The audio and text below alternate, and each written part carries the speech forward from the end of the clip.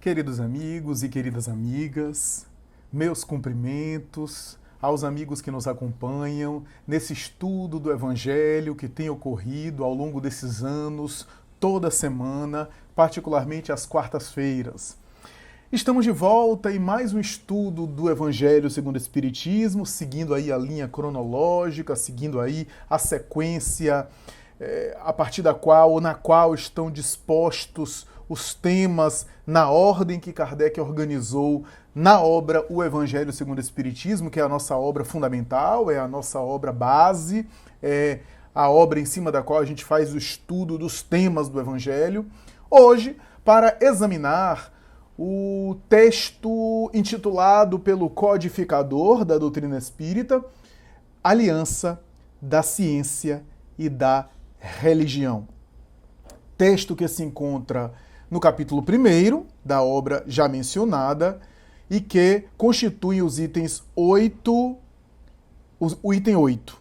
Né? O último texto desse capítulo 1, produzido por Kardec, porque os próximos textos do capítulo 1 são instruções espirituais, ou seja, são manifestações mediúnicas sobre o tema, como acontece em quase todo o capítulo do Evangelho segundo o Espiritismo. Tem uma parte inicial que é um texto do Novo Testamento, comentário de Kardec, depois Kardec desenvolve alguns outros comentários, quase sempre, em alguns textos. Claro que todos esses textos de Kardec ele submeteu à avaliação dos bons espíritos, e no final do capítulo, no final de quase todo o capítulo da obra, tem comentários do próprio mundo espiritual. Esse é o último texto de Kardec antes da parte chamada Instruções dos Espíritos. Vamos ler primeiro o texto, né? Aliança da Ciência e da Religião. Vamos ler. A ciência e a religião são as duas alavancas da inteligência humana. Uma revela as leis do mundo material e a outra as do mundo moral. Ambas, porém, tendo o mesmo princípio, que é Deus, não podem contradizer-se. Se fossem a negação uma da outra, uma necessariamente estaria em erro e a outra com a verdade, porque Deus não pode querer destruir a sua própria obra. A incompatibilidade que se julgou existir entre essas duas ordens de ideias provém apenas de uma observação defeituosa e de um excesso de exclusivismo de um lado e de outro. Daí um conflito que deu origem à incredulidade e à intolerância. São chegados os tempos em que os ensinamentos do Cristo hão de receber o seu complemento, em que o véu lançado intencionalmente sobre algumas partes desse ensino tem de ser levantado, em que a ciência, deixando de ser exclusivamente materialista, tem de levar em conta o elemento espiritual, em que a religião, deixando de ignorar as leis orgânicas e imutáveis da matéria, essas duas forças, ciência e religião, apoiando-se uma na outra, marcharão combinadas e se prestarão mútuo concurso. Então, não mais desmentida pela ciência, a religião adquirirá inabalável poder, porque estará de acordo com a razão e já não se lhe poderá opor à irresistível lógica dos fatos.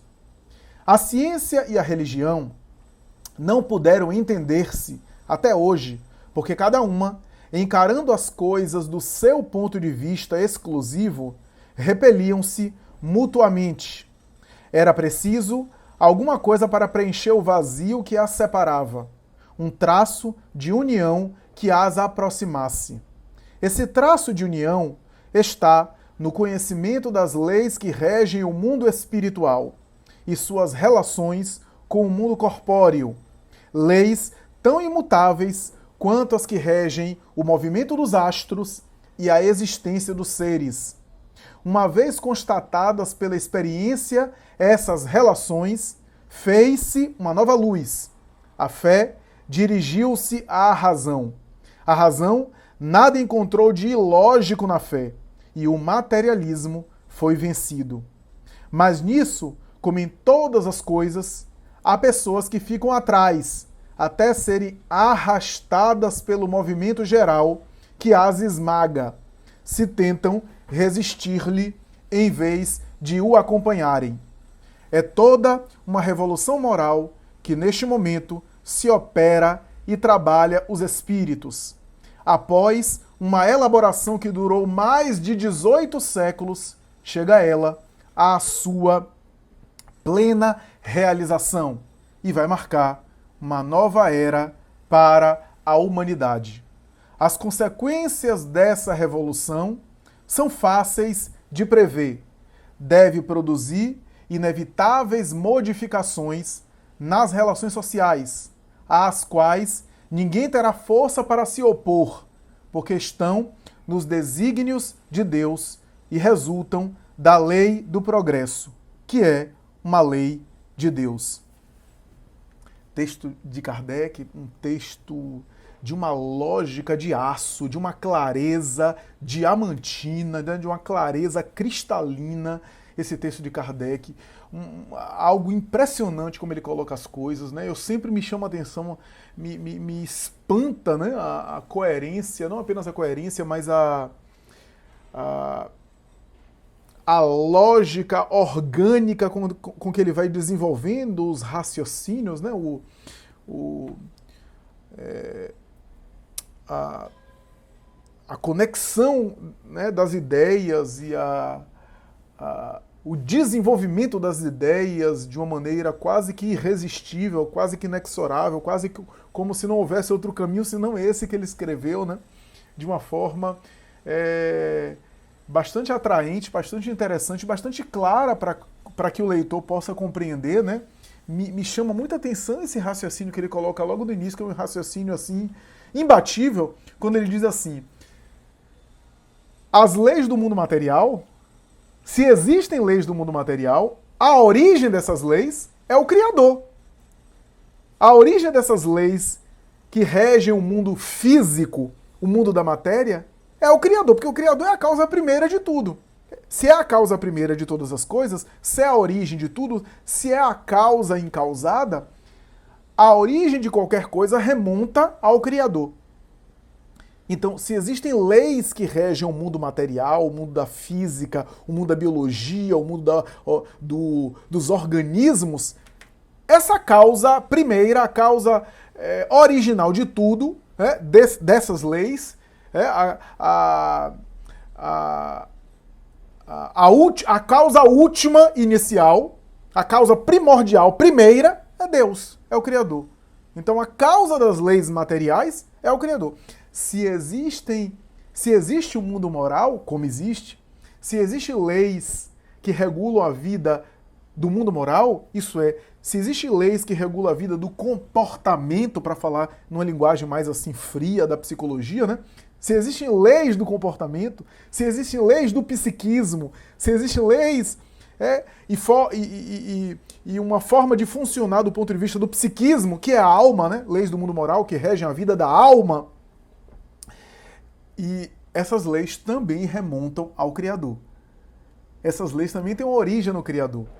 Então, o Criador não pode se desfazer dele mesmo, não pode ser incoerente, não pode se contradizer, como diz Allan Kardec. Não pode criar leis materiais e leis morais e estabelecer que um contradiz o outro. Ciência estuda as leis da matéria. Religião estuda as leis da alma, as leis morais, as leis que regem a vida do psiquismo, ou se quiser, numa linguagem mais técnica, as leis que regem o funcionamento da mente, o comportamento psicológico, né? Porque as leis que regulam a vida da alma e as leis que regulam a vida do psiquismo, né? Do sistema mental, né? Da estrutura psíquica, para me utilizar de uma linguagem que a psicanálise gosta muito, né? Então, se existem leis da vida psíquica e leis da vida orgânica, da vida material, a causa de ambas as leis é o Criador. E o Criador não pode fazer uma lei e depois fazer outra para desfazer dessas, né? Se a origem é o Criador, ambas as leis não estão em contradição.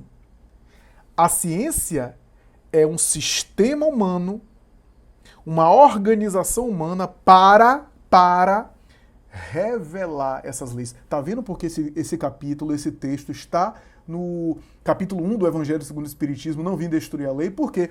Porque esse capítulo fala de revelação da lei de Deus. Revelação da lei de Deus. E a lei de Deus tem vários aspectos. Aspectos materiais e aspectos morais. A gente chama de leis da matéria para a gente entender. Leis da alma ou leis morais para a gente também entender. Mas no fundo é uma lei só. É a lei de Deus, que se manifesta com aspectos materiais e com aspectos morais, ou não materiais, se você quiser, ou psíquicos, como se queira. Então, a ciência é uma instituição humana, é uma tentativa humana, é uma organização humana para revelar, não é para criar. A ciência não cria nada. A ciência revela as leis que regem o mundo da matéria. A ciência até cria, combinando as coisas que tem no mundo da matéria e produz, produz medicamento, produz elementos humanos. De fato, a ciência cria nesse sentido. Mas é uma criação em plano menor, né? Uma criação que, na verdade, está prevista pela criação, como dizia o professor Humberto Roden, né? Então, a criação e a criação, né? Ele coloca nessas considerações. Então tem a criação divina e a criação que é a criação humana, né? Aquilo que o ser humano cria a partir da criação do divino, que na verdade está previsto pela criação, corrigindo aqui, está previsto pela criação com I, a criação humana, né? Então, nós temos, portanto, nessas reflexões a ideia de que a ciência é uma tentativa humana, uma instituição humana, para tentar fazer o quê? Estudar, descobrir e revelar as leis da matéria. Isso significa dizer que antes de Isaac Newton, eu sempre dou o exemplo da gravidade que fica bem didático. Antes de Isaac Newton, a gravidade não existia? A gravidade não interferia na vida do ser humano? Não havia gravidade? A gravidade não operava nesse mundo? Claro que sim, havia. Só não era estudada. Só não eram conhecidos os seus mecanismos. Só não se entendia os seus meandros. Mas a gravidade continuava operando. Você jogava uma coisa para cima, a gravidade fazia com que o peso daquele corpo, daquele objeto, graças à sua massa, fazia com que ele caísse. Isto é, realizasse um movimento na direção do centro da Terra, cuja força gravitacional o impelia. Então a gravidade sempre existiu, é uma lei da natureza. O que Isaac Newton fez e mais tarde a física clássica fez foi o quê? Estudar essa lei. Estudar a gravitação. Estudar como a gravitação ocorre. E ao estudar e descobrir os seus mecanismos, eu estou fazendo o quê? Eu estou revelando. Revelando é o quê? Revelar é o quê? Tirar o véu. Da palavra revelare em latim. Tirar o véu. Desvendar. Despir. Apresentar. Então, a ciência é, portanto, uma tentativa humana para isso. A religião, nos seus vários segmentos, nas suas várias práticas, nas suas mais variadas manifestações, é uma tentativa humana de descobrir, identificar e revelar as leis morais, as leis da alma, as leis que regem a vida do psiquismo ou da alma, se você quiser. Ou seja, entender as leis espirituais, as leis do elemento espiritual, como fala Allan Kardec. Quando eu estava na graduação, na faculdade, estava na moda na minha época, porque surgindo ainda algo recentemente nos cursos de graduação, era algo relativamente recente nos cursos de graduação surgir isso, que era a noção de interdisciplinaridade. Havia na minha época uma disciplina chamada disciplina interdisciplinaridade. Qual era a ideia dessa disciplina? E praticamente permeou todo o curso. Qual era a ideia? É que naquela disciplina você tinha que fazer diálogos com outros saberes. Então, a psicologia, por exemplo, que tem dimensões da sociologia, da antropologia, da filosofia, você precisava fazer um trabalho ou discorrer um texto onde você conectava diferentes saberes, onde você conseguia diálogos entre diferentes saberes, seja do ramo de humanas por exemplo, psicologia, sociologia, ciências sociais, antropologia, seja dentro da própria psicologia, porque eu fiz faculdade, eu fiz graduação de psicologia, né? Só para quem não sabe. Então, dentro do campo da psicologia, o diálogo nas várias teorias psicológicas existentes. E isso era interdisciplinaridade, né? O diálogo, mais do que multidisciplinaridade. Multidisciplinaridade seria reunir vários saberes. Equipe multidisciplinar, vários saberes. Mas isso não significa dizer que é interdisciplinar. Interdisciplinar precisa de um diálogo, ou seja, de um elemento em comum que se conecta. É, por exemplo, para você entender, o educador físico que ajuda o seu paciente, etc., com performance, com desempenho, com condicionamento físico, né? Então tem o educador físico, tem o fisioterapeuta, que vai ajudar na reabilitação, se for o caso, vai ajudar, né, em práticas e em trabalhos para melhorar alguma lesão, e o nutricionista, que vai ajudar na dieta, na alimentação daquele atleta. Então, são campos que se comunicam, são campos que se dialogam, são campos onde há o diálogo, há a interlocução. Então a gente tem um exemplo disso na ciência, interdisciplinaridade. Mas até hoje, eu lembro na época de graduação, não sei se os cursos de agora têm, mas até hoje, interdisciplinaridade não é um assunto fácil. Não é fácil fazer interdisciplinariedade. É um assunto difícil, é um assunto de fôlego, até hoje é um assunto top, né, para me utilizar de uma expressão popular, é um assunto top, um assunto sofisticado, refinado, elaborado no meio da ciência. Você fazer interdisciplinariedade, você fazer diálogos entre campos diferentes de saberes.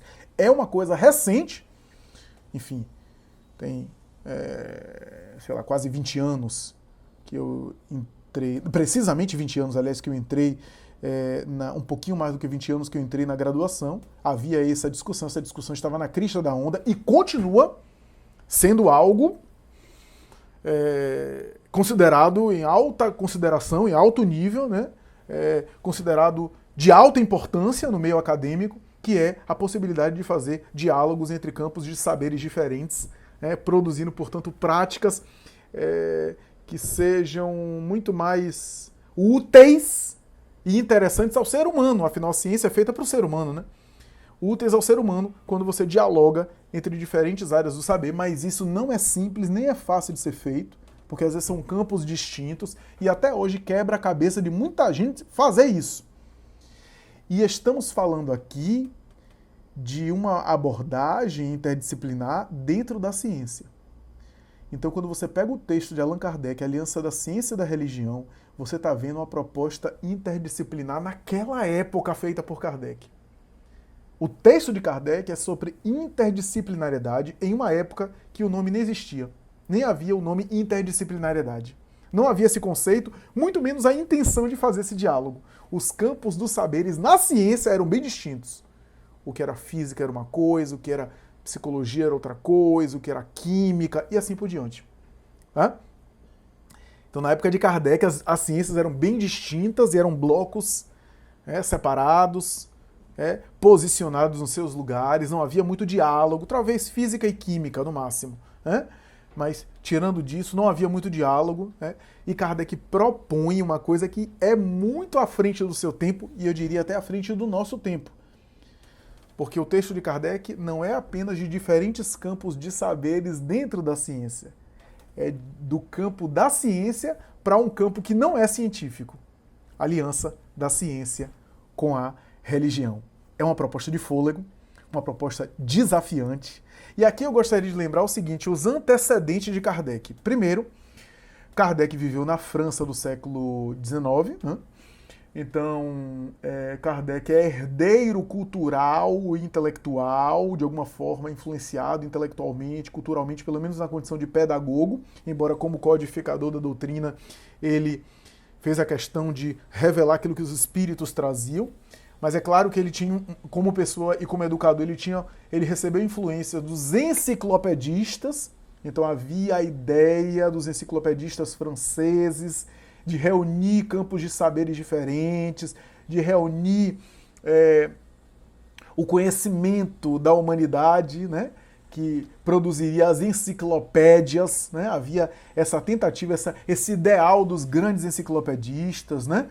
Que remonta lá atrás em Leonardo da Vinci, né? Que foi talvez o máximo, a referência máxima da tradição histórica de reunir esses conhecimentos em uma pessoa só, né? Os enciclopedistas tinham essa ideia, né? Então havia esse antecedente, mas ainda assim o que Kardec propõe em o Evangelho segundo o Espiritismo é algo ainda maior de fôlego, porque é uma conexão entre um grande bloco, que é o bloco da ciência, nos seus campos mais variados. Ele não está dizendo de uma ciência ou de outra, mas o bloco da ciência. Quando ele fala a ciência, ele está englobando todas as ciências. E de outro lado, a religião, que é também todas as propostas religiosas. Ou pelo menos aquilo que a religião tem, que pode dialogar com a ciência. E aquilo que a ciência tem, que pode dialogar com a tradição metafísica, né? A tradição espiritualista, se você quiser assim. Então, por religião aqui, é importante saber disso. Por religião aqui, Kardec não está especificando uma religião, ele está dizendo a tradição espiritualista. Então ele está dizendo o seguinte: o que é que tem em comum nas tradições espiritualistas? E isso pode ser dialogado com a ciência? O que é que tem de comum? Imortalidade da alma, oração, prece, ou seja, elevação de pensamento a Deus, tem em toda a proposta religiosa, melhoramento de conduta, né? Modificação de conduta, transformação pessoal, está presente em todo o processo religioso. O amor ao próximo, claro que com os nomes mais variados, né? Misericórdia, compaixão, altruísmo, alteridade, empatia, seja lá o que for, sempre tem alguma coisa em relação ao próximo, uma espécie de fraternidade, solidariedade em relação ao próximo. O que mais?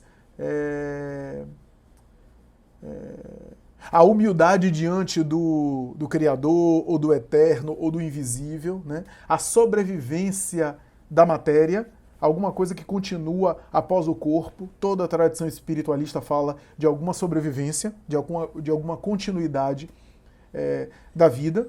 Então são propostas que estão presentes em todos os sistemas religiosos.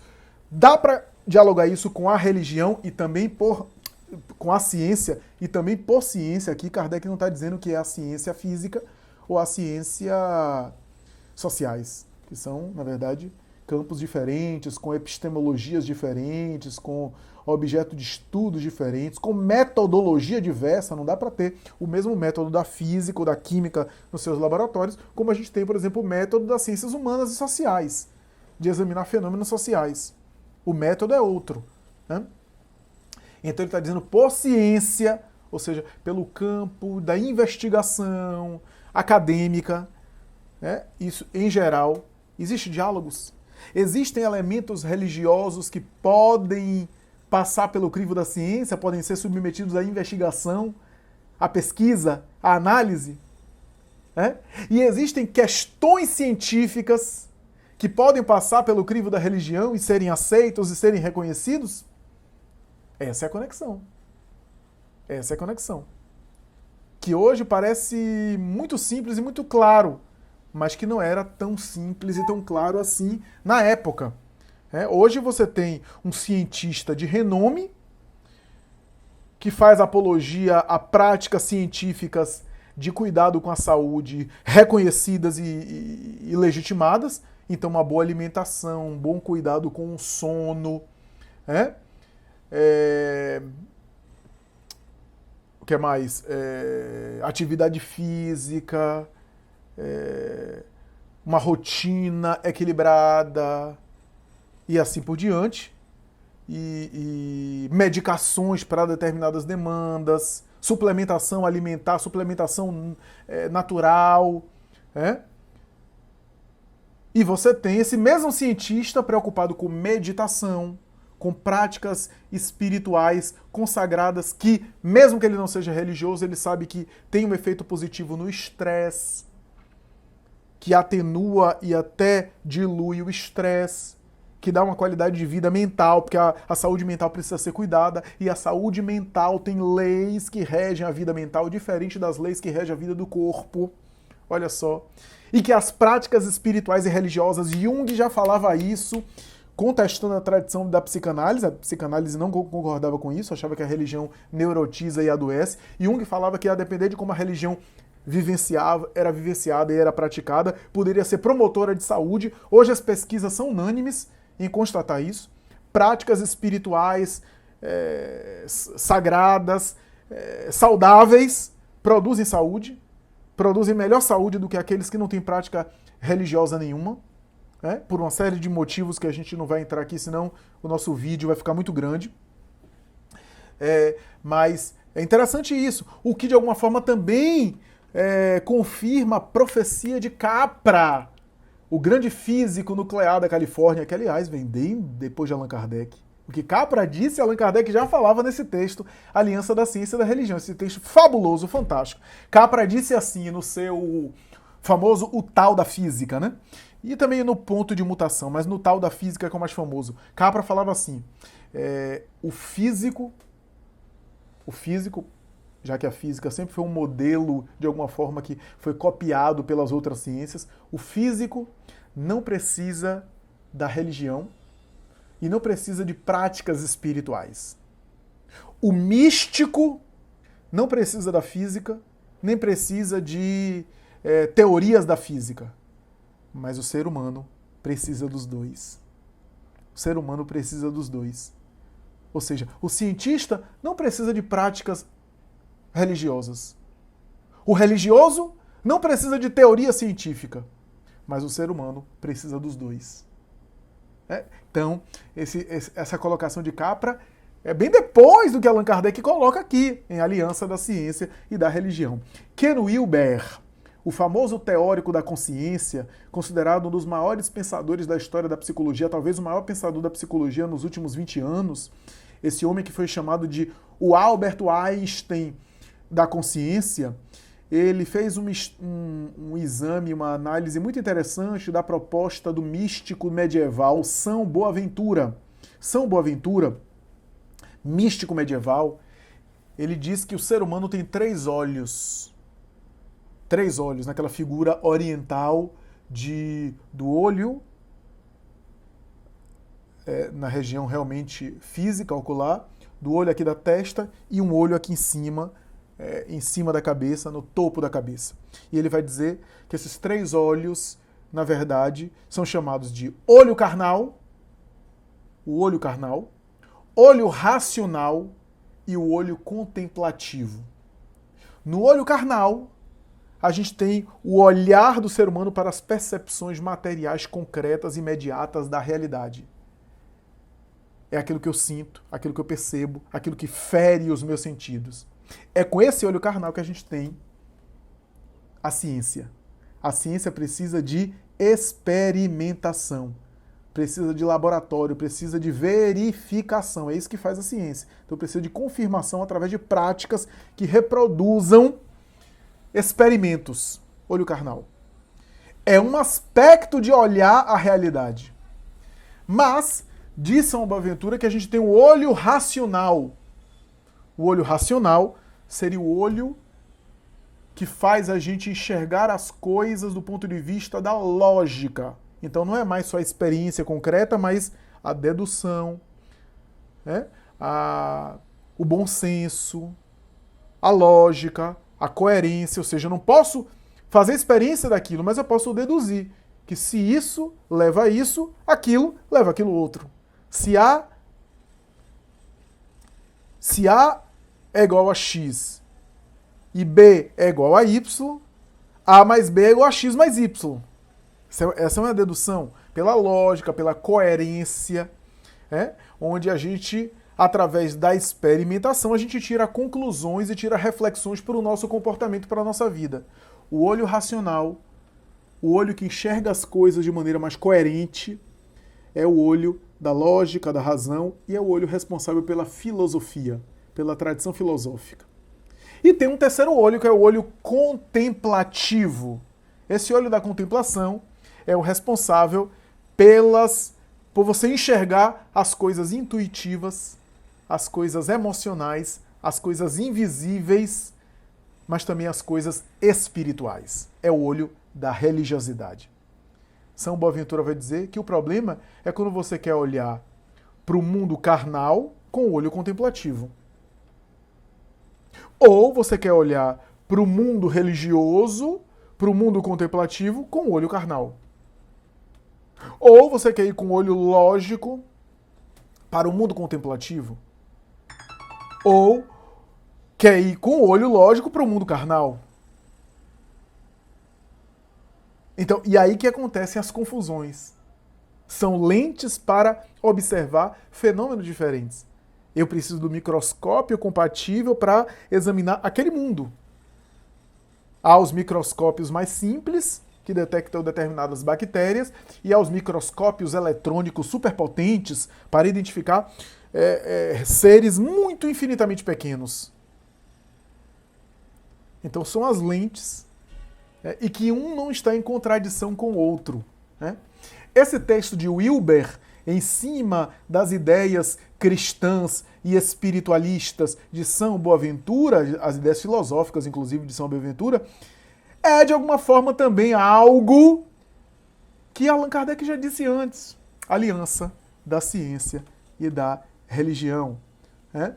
Einstein, o famoso teórico da relatividade do tempo e do espaço, o famoso teórico da física, matemático, concepcionista, esse homem extraordinário, esse grande pensador, né, esse grande investigador da ciência, esse pai da física relativista, esse sujeito tão sofisticado em termos aí de experimentação. Einstein vai dizer o seguinte, que a religião sem a ciência é cega. Religião sem ciência, ou seja, sem conhecimento, é cega. E ciência sem religião é aleijada, é capenga, falta, né? Falta referências. Então, por isso que Kardec começa o texto falando de alavanca. Eu achei interessante essa expressão, que mais tarde o espírito israelita, numa mensagem que a gente vai ler, a Nova Era, vai falar também sobre essas alavancas, né? Dizendo que o espiritismo é uma alavanca, tal, tal, tal. Kardec fala de duas alavancas. Ciência e religião são duas alavancas da inteligência humana, que ajuda a inteligência humana a compreender tanto o mundo da matéria quanto o mundo moral. O mundo da matéria é importante? Claro que é. Porque através do conhecimento do mundo da matéria você se alimenta melhor, você tem uma vida física melhor, você evita doenças, ou você trata melhor suas doenças. E o conhecimento da vida moral é importante? É claro, porque você tem saúde moral, saúde mental, saúde emocional, você vive melhor, você tem escolhas mais acertadas, né?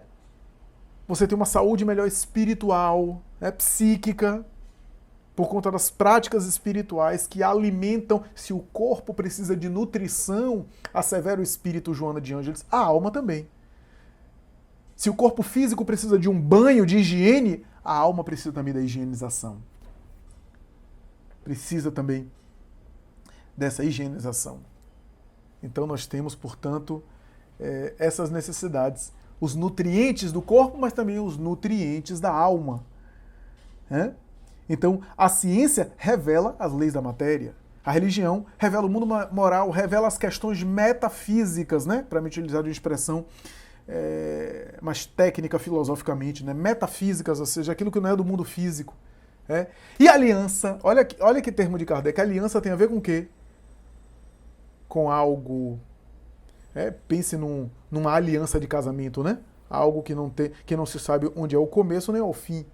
O círculo, que representa a aliança, é um elemento que a gente não sabe onde é que é o elo que começa ele e onde é que é o elo que termina. Ou seja, quando há uma aliança entre a ciência e a religião, a gente acaba não sabendo onde um termina e o outro começa. Por quê? Porque ambas têm a mesma causa. A mesma causa, que é Deus. André Luiz vai escrever assim: o átomo que revela nas suas partículas a lei de atração é a mesma lei de atração daquele átomo que faz com que duas pessoas se atraiam pelo afeto. Então, no átomo existe uma mesma lei que existe no mundo moral quando a gente se relaciona. A atração. né? São as mesmas leis de atração que atraem ou repelem as micropartículas atômicas que atraem e repelem as pessoas. André Luiz escreve mais ou menos assim. Então, olha que bonito, que coisa bonita, como é uma integração. Uma integração, uma conexão por demais interessante. Então há esse diálogo, né? Essa conexão, essa interlocução importante, né? Que merece aqui as nossas melhores reflexões, né? Que merece o nosso pensamento aqui para a gente entender profundamente essa proposta kardeciana, super importante, super interessante. E a aliança também tem a ver com casamento, ou seja, tem a ver com um vínculo que é um vínculo forte, um vínculo de intimidade, né? Um vínculo de proximidade. Casamento, né? Aliança da ciência e da religião. Esse diálogo, né? Onde a gente nunca perde a coerência daquilo que a ciência estabelece, porque senão a gente fica fanático com as coisas. A gente precisa de uma certa dose de ceticismo, desconfiança no bom sentido da palavra, né? E nem também fica tão descrente, tão incrédulo, que desconsidera que existem fenômenos que escapam o mundo material. Que existem fenômenos que não conseguem ser abarcados pela ciência material. A ciência material é impotente para dar conta de todos os fenômenos. Há fenômenos invisíveis que escapam à ciência material. Por isso que o Espiritismo tem aspectos científicos. O Espiritismo tem um aspecto científico, da experimentação, da metodologia, e tem um aspecto religioso, que lida com a alma, com a espiritualidade. Tem um aspecto filosófico também, se a gente for colocar os três aspectos. Os aspectos filosóficos que são o quê? As reflexões e consequências filosóficas do fenômeno mediúnico. Vem consequências filosóficas. E, claro, também tem consequências morais e éticas, que são da ordem do religioso, da ordem do moral. Então, veja, se o Espiritismo tem aspectos científicos e aspectos religiosos, o Espiritismo tem elementos em comum entre ciência e religião. Não conheço outra tradição espiritualista que tenha fundamentação científica e, ao mesmo tempo, que tenha uma conotação espiritual. Não conheço, como o Espiritismo, como a doutrina espírita, não conheço. Que tenha esse diálogo, e não apenas isso, um diálogo que respeita profundamente a ciência acadêmica material e acompanha ela. Kardec vai dizer em A Gênese: se a ciência demonstrar que os espíritas estão errados em algum ponto, a nossa obrigação é abandonar aquele ponto e ficar com a ciência. Ou seja, alguém que está acompanhando. Ou seja, aquilo que é da alçada da ciência, a gente precisa se render à ciência. Já houve, por exemplo, comunicações espirituais, mediúnicas, de espíritos que falam, por exemplo, de uma supercivilização no centro da Terra. Já me perguntaram isso algumas vezes. O que é que você acha do espírito X que se comunicou dizendo que há uma supercivilização no centro da Terra? Eu respondo assim: esse é um assunto da ciência. A gente não vai necessariamente jogar pedras nesse espírito. E nem vai desconsiderar a informação dele. Mas a gente vai aguardar que a ciência confirme essa informação. Que a ciência constate que essa informação é verdadeira. Enquanto isso, a gente não pode aceitar como uma afirmação que é consenso no Espiritismo. A gente não pode defender essa ideia. Porque a ciência não demonstrou ainda. Quando a ciência demonstrar, a gente então reconhece. Se a ciência não demonstrar, a gente joga fora essa ideia. Porque o espírito pode errar. O espírito pode ter também as suas superstições e falar também algum erro. O espírito no mundo espiritual pode conservar algum preconceito ou alguma crendice sua. Então a gente aguarda a palavra da ciência. Como outras coisas. Quando os espíritos falam coisas que são temas científicos, aquilo que não está ainda confirmado pela ciência, a gente aguarda. André Luiz falou coisas, na época dele, que não estava confirmado pela ciência. E a ciência confirmou. Por exemplo, o que André Luiz falou da glândula pineal em plena década de 40 no livro Missionários da Luz, não tinha nada na ciência aquilo. A ciência não tinha não tinha constatado aquilo que André Luiz falou sobre a glândula pineal. Hoje está totalmente consumado aquilo. Está totalmente confirmado o que André Luiz falou. Então a gente aguarda. Né? Mas ao mesmo tempo, diz Allan Kardec, o espiritismo não para onde a ciência para. O espiritismo não para onde a ciência para. Porque enquanto a ciência estuda os efeitos, o espiritismo mergulha nas causas. Vai até as origens que antecede o mundo material. E a ciência não, porque a ciência considera apenas a realidade material. Como diz Allan Kardec, não se pode exigir da ciência da ciência material confirmar que o espírito se comunica se a ciência já parte do pressuposto que espírito não existe. Se a ciência já parte do pressuposto que espírito não existe, porque o espírito é um elemento que não está nessa realidade, se ela já parte dessa ideia, como é que ela vai provar que o espírito comunica? Se ela não aceita que o espírito existe. Se ela não aceita algo que existe, como é que ela vai aceitar que esse algo se comunica? Por isso que Kardec, no final da conclusão do Livro dos Espíritos, vai dizer: as questões espirituais que o espiritismo investiga, a ciência material é impotente para dar conta. Porque ela já parte do pressuposto que aquilo não existe, que a única realidade é a realidade material. Claro que isso tem mudado, viu? Na ciência acadêmica isso tem mudado, grandes cientistas têm mudado isso, têm discutido e têm contestado essa ideia de que a única realidade que existe é a realidade que os nossos olhos e as nossas percepções materiais captam. Isso está sendo superado, já é algo que é considerado por muita gente da ciência superado, mas esse conhecimento em bloco assim, do consenso científico, para mudar oficialmente ainda demora. Vai a passos, mas já não é a mesma coisa da época de Allan Kardec, por exemplo, que havia um distanciamento muito grande entre ciência e religião. Então o espiritismo tem elementos em comum. Então, por exemplo, a gente vê Joana de Ângeles abordando na década de 90 clonagem, e ela dá abordagem espírita. Engenharia genética, ela dá abordagem espírita. Ou seja, tem um aspecto técnico. No Raciocínios Espíritas, o canal que eu colaboro, eu participei há alguns anos, já tem bastante anos aqui, que eu participei de um evento sobre transfusão de sangue. E houve os técnicos do assunto que apresentaram o tema do ponto de vista técnico do transplante, ou transplante de sangue, o quê? Transplante de órgãos, transfusão de sangue, transplante de órgão. E os técnicos abordaram a questão técnica do transplante de órgãos e depois passaram para mim, que como espírita fui fazer a consideração espiritual. Então o espiritismo, como diz Allan Kardec, é uma doutrina que penetra em todos os campos do pensamento humano. Aceita tudo aquilo que a ciência confirma, mas ilumina aquilo que a ciência ignora. Esclarece aquilo que a ciência desconhece. E assim caminha lado a lado com a ciência, de par com o progresso. Então, quando Kardec vai falar que o espiritismo...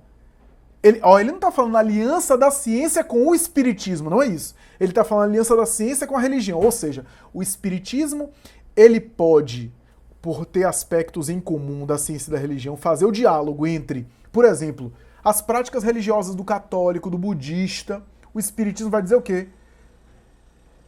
Como ele dialoga, ele vai dizer, a meditação, a oração, eu demonstro que faz efeito, que tem uma eficácia, por isso, por aquilo, e porque tem pesquisa científica. Porque a gente consegue confirmar na prática que a meditação, que a oração, que a prática católica faz bem. Tem um efeito. O espiritismo demonstra, do ponto de vista científico, do ponto de vista da confirmação, aquilo que toda religião fala, da imortalidade da alma. Mas nem sempre pode provar. O espiritismo prova através da comunicação mediúnica. A comunicação mediúnica é a prova laboratorial de que a alma continua vivendo. Voltando com toda a característica do seu estilo, através do fenômeno. Aspecto científico. Claro que não é um aspecto científico da academia oficial, mas é um aspecto científico. Então, esse é o ponto. Então, o espiritismo ajuda a religião, seja católica, protestante, etc., para dialogar com a ciência. E, ao mesmo tempo, o Espiritismo ajuda a ciência a perceber o elemento material nos fenômenos da ciência. O elemento material interferindo, dialogando com aspectos da matéria. O elemento espiritual como um elemento que está também em associação com o mundo físico, o mundo da matéria, o mundo do chamado mundo científico. Então o Espiritismo consegue dialogar, ilumina as questões espirituais do fenômeno científico e traz razão, coerência e ciência para o mundo religioso. Então, nesse sentido, ele dialoga. Para concluir o meu comentário, gostaria de lembrar aqui os 4 acontecimentos considerados os 4 acontecimentos mais importantes da história da ciência nos últimos tempos. O primeiro deles, quando Nicolau Copérnico, e quase que em associação com Galileu Galilei, vai demonstrar o heliocentrismo, né, que derruba a tese do passado, inclusive ptolomaica, de que a Terra era o centro do universo e que os astros, inclusive o Sol, girava ali, em torno da Terra. E Nicolau Copérnico demonstrou que é o contrário, né, e que a Terra não é o centro do universo. O segundo acontecimento importante da ciência foi em 1859, quando Charles Darwin, ou Charles Darwin, como se queira, apresenta sua tese do evolucionismo, da seleção natural, seleção das espécies e assim por diante. Essa tese revolucionou, deu uma compreensão extraordinária sobre o mundo animal e também sobre o ser humano, sobre essa cadeia alimentar, essa escala evolutiva, né, e abriu o campo para uma série de outros elementos da ciência, né? O terceiro acontecimento importante da ciência foi a partir de Freud, toda a tradição da psicologia e da psicanálise, quando Freud não apenas descobriu, ou melhor, revelou, ou identificou, ou descobriu o inconsciente, e detectou o inconsciente humano, e, portanto, a natureza dos impulsos, a natureza das manifestações não conscientes da criatura, e que nós temos uma natureza que é uma natureza inconsciente, uma natureza que é mais irracional, emocional, e que às vezes a gente não tem noção dela, e que ela existe, e que de vez em quando ela soma a consciência e toma conta da nossa vida psicológica. É o grande, com todos os erros da teoria psicanalítica, mas foi o grande paradigma da psicanálise mostrar que a gente tem fenômenos não conscientes e que acontecem a nível cerebral e a nível psíquico, e que às vezes esses fenômenos não conscientes interferem na nossa vida consciente e graças aos seus impulsos, né? E o quarto acontecimento importante da ciência, mais importante da ciência, foi a partir da engenharia genética, dos genes, dos cromossomos e mais tarde de toda a engenharia genética do projeto Genoma, que deu origem aí a tratamento, célula-tronco, clonagem, uma série de coisas que ainda hoje a genética tem avançado, e graças à concepção de genética a gente tem série de tratamentos e modelos de saúde, compreensão de saúde muito melhor, e assim por diante. Mas a doutrina espírita dialoga e permeia e acompanha todos esses 4 acontecimentos considerados pelos teóricos da filosofia da ciência os 4 acontecimentos mais importantes da história da ciência. Por exemplo, enquanto Nicolau Copérnico falava do heliocentrismo, que é a Terra que gira em torno do Sol, Allan Kardec mais tarde fala em pluralidade dos mundos habitados, recebendo dos espíritos informações de planetas e outros planetas mais evoluídos do que os nossos, inclusive de civilizações, de espíritos que reencarnam em outros planetas, e que os mundos no cosmos são habitados. Olha o olho racional, a coerência lógica. Do ponto de vista da lógica, porque a gente não pode provar ainda com confirmação científica, mas do ponto de vista da lógica, da coerência, qual o sentido teria de só o nosso planeta, que é um minúsculo grão de areia, nessa praia cósmica que é o universo, só ele ser habitado, e os outros planetas todos serem globos vazios, sem habitação? Pluralidade dos mundos habitados, dando inclusive informações interessantes sobre os organismos nesses planos. Quando Charles Darwin, no segundo acontecimento da ciência, apresenta a teoria da evolução, a evolução das espécies, a seleção natural, 1859, Allan Kardec já havia publicado 2 anos antes, 1857, o Livro dos Espíritos, que já fala em evolução. Mas não apenas a evolução dos organismos, evolução material, mas a evolução espiritual, em que o próprio espírito evoluindo, seja o psiquismo animal, o princípio inteligente no animal, o elemento espiritual do animal e mais tarde o espírito humano, vai, à medida que evolui, plasmando, imprimindo na matéria corpos mais evoluídos, corpos mais adaptados, para me utilizar de uma linguagem darwiniana, corpos mais adaptados, corpos mais compatíveis e mais evoluídos com o progresso. O termo evolução não aparece na obra kardeciana, porque o termo não era um termo socializado, popularizado, difundido. O termo que ele usa é progresso, lei do progresso, ou então elaboração, desenvolvimento. Mas está lá a ideia do evolucionismo, que mais tarde Kardec vai até desenvolver em A Gênese, a esse respeito, antecedendo o próprio Darwin, antecedendo o próprio Darwin na sua teoria evolucionista. Quando Freud apresenta o inconsciente, e toda a teoria psicanalítica que começa a ser apresentada a partir de 1900, do ano de 1900, portanto final do século XIX, começo do século XX, nesse momento, nós temos, por exemplo,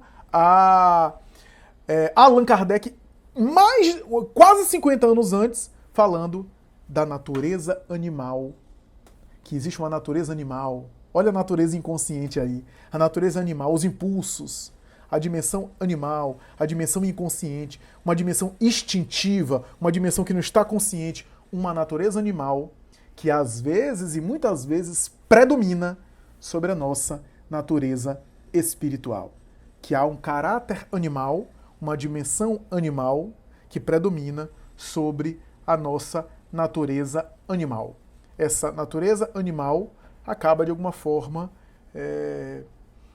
predominando, influenciando a nossa natureza hominal, inclusive humana.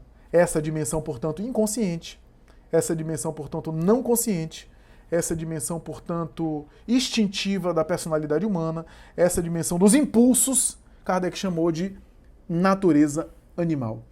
E quando a engenharia genética começa a decodificar os genes, começa a estabelecer relações com a genética, algumas coisas que não são explicadas facilmente pela genética, mas começa a desvendar os genes e cromossomos, o espiritismo, desde Allan Kardec e mais tarde com outros espíritos, fala sobre o perispírito. O corpo espiritual, que é o modelo organizador da forma e é o responsável por reproduzir, replicar ou até desviar as heranças genéticas, as heranças ou a transmissão hereditária, influenciando os genes e cromossomos, e é o grande responsável pelo funcionamento de alguma forma do DNA e dos genes. O perispírito que antecede, que é o modelador da forma, que é o que está na base, na gênese da própria genética, que é apenas uma causa física, mas a causa da genética, a herança da genética, a origem ou a anterioridade da genética está no corpo espiritual, com as suas funções complexas, né, o perispírito, com as funções complexas que imprime na alma o resultado, imprime no corpo o resultado das conquistas da própria alma. É isso, meus amigos. Espero que vocês tenham gostado. Esse é o capítulo Aliança da Ciência e da Religião, extraordinário texto de Kardec. Tentamos aqui saturá-lo, esgotá-lo ao máximo, explorá-lo ao máximo, mas eu sei que ainda assim a nossa abordagem é insuficiente para dar conta de um texto tão belo, tão grandioso, tão elegante e tão profundo e tão rico como é o texto de Allan Kardec nesse capítulo. Um abraço em todos, um abraço a todos, meus cumprimentos a todos e até a próxima, se Deus quiser. Muita paz.